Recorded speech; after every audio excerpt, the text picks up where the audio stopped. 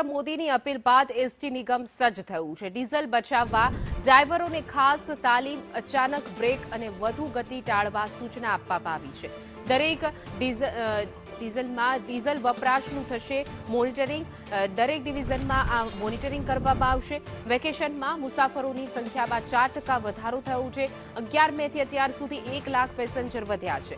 વધતા મુસાફરો માટે એક્સ્ટ્રા 300 બસ પણ વધારવામાં આવી છે।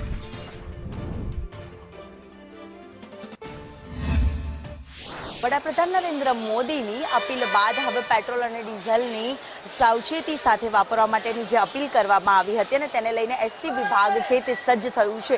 ત્યારે 300 વધારાની બસો દોડાવવાનો નિર્ણય છે તે લેવામાં આવ્યો હતો, કારણ કે હાલ વેકેશનનો માહોલ છે ને આ જ વેકેશનના માહોલમાં લોકોની અવરજવરમાં પણ વધારો થતો હોય છે।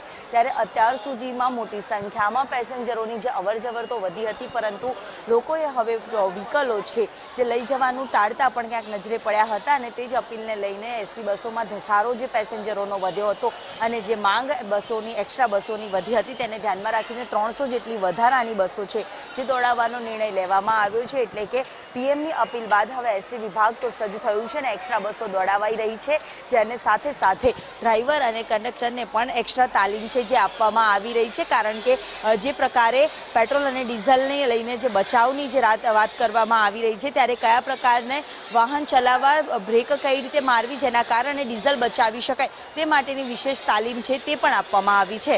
કેમેરામેન મનીષ વાણિયા સાથે દિવ્યા ચૌહાણ, સંદેશ ન્યૂઝ, અમદાવાદ। આગામી સમયમાં 300થી વધારે 300 બસોનું આયોજન કરવામાં આવ્યું છે અને એ ગઈકાલેથી તબક્કાવારમાં સંચાલનમાં મૂકવા માટેનું આયોજન કરી દેવામાં આવ્યું છે, જેમાં ગુજરાત રાજ્ય માર્ગ વાહન વ્યવહાર નિગમ દ્વારા ફ્રન્ટ, રિયર, એર સસ્પેન્શનવાળા BS6ના અને જે પ્રકારના સુપર એક્સપ્રેસ વાહનો અને મિની વાહનોને અને નવીન કલર સ્કીમ સાથે લોન્ચ કરવામાં આવેલા છે।